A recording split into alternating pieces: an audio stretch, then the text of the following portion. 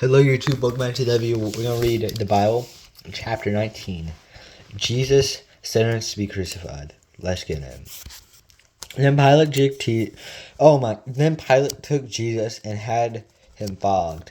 The soldiers twisted together a crown of thorns and put it on his head. They clothed him with a purple robe and went up to him again and again, saying, "Hail, King of the Jews!" And they slapped him in the face. Once more Pilate came out and said to the Jews gathered there, "Look, I am bringing him out to you to let you know that I find no bias for charges against him." When Jesus came out wearing the crown of thorns and purple robe, Pilate said to him, "Here is the man." As soon as the chief priests and their officials saw him, they shouted, "Crucify! Crucify!" Pilate answered, "You take him and crucify him. As for me, I find no basis for a charge against him." The Jewish leaders insisted, "We have a law, and according to that law, he must die because he claimed to be the Son of God." When Pilate heard this, he was even more afraid, and when he went back inside the palace, "Where do you come from?" he asked Jesus, but Jesus gave him no answer. "Do you refuse to speak to me?" Pilate said. "Don't you realize I have power either to free or crucify you?" Jesus answered, "You would have no power over me if I were not given to you from above. Therefore the one who has handed me over to you is guilty of a greater sin." From then on, Pilate tried to set Jesus free, but the Jewish leaders kept shouting, "If you let this man go, you are not a friend of Caesar. Anyone who claims to be a king opposes Caesar." While Pilate heard this, he brought Jesus out and sat down in the judge's seat at a place known as the Stone Pavement, which is Aramaic, which is Gabbatha. It was the day of the preparation of the Passover. It was about noon. "Here is your king," Pilate said to them, the Jews. But they shouted, take him away, crucify him." "Shall I crucify your king?" Pilate asked. "We have no king but Caesar," the chief priests answered. Finally, Pilate handed him over to be crucified. The crucifixion of Jesus. So the soldiers took charge of Jesus, carrying his own cross, and went out to the place of skull, which in Arabic is called Golgotha. There were they crucify him, and with him 2 others, one on each side and Jesus in the middle. Pilate had a notice prepared and fastened to the cross. It read, "Jesus of Nazareth, the King of the Jews."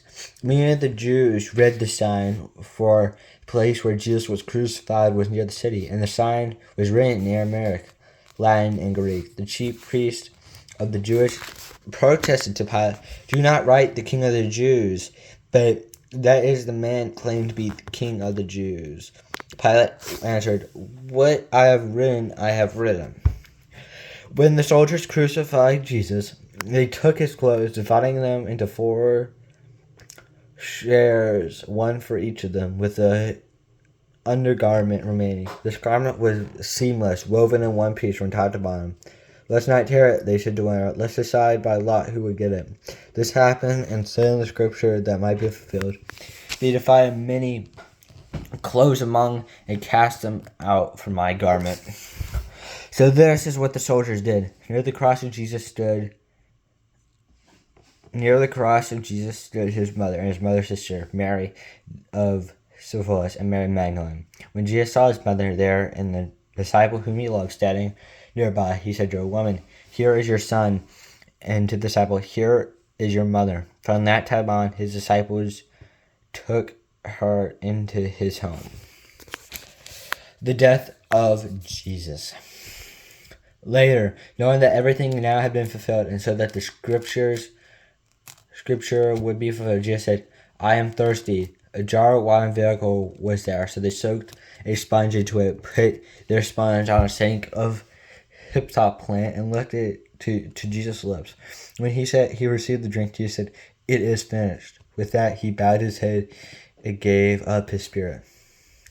Now it was a day of preparation, and the next day would be the special Sabbath, because the Jewish leaders did not want the bodies left on the crosses during the Sabbath. They asked Pilate to have the legs broken and the bodies taken down.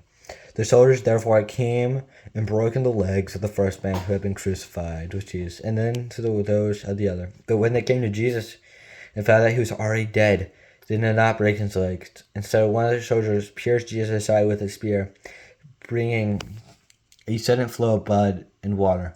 The man who saw it had given testimony, and his testimony is true. He knows that he tells the truth, and he testifies so that you may believe. These things happen so the scripture would be fulfilled. Not one of his bones will be broken. And as another scripture said, they will look on the one they have pierced. The burial of Jesus. Later, Joseph of Arimathea asked Pilate for the body of Jesus. Now Joseph was a disciple of Jesus, but secretly because he feared the Jewish leaders.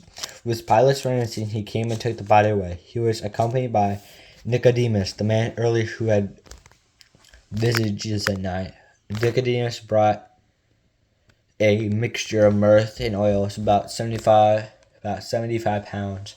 Taking on Jesus' body, the two of them wrapped it with the spices and stripes of linen. And this was in accordance with Jewish burial customs. At the place where Jesus was crucified, there was a garden, and in the garden a new tomb in which no one had ever been laid. Because it was the Jewish day of preparation, and since the tomb was nearby, they laid Jesus there. The word of the Lord for the people, Lord. Thanks be to the Lord. Hope you have a great day, and see you tomorrow.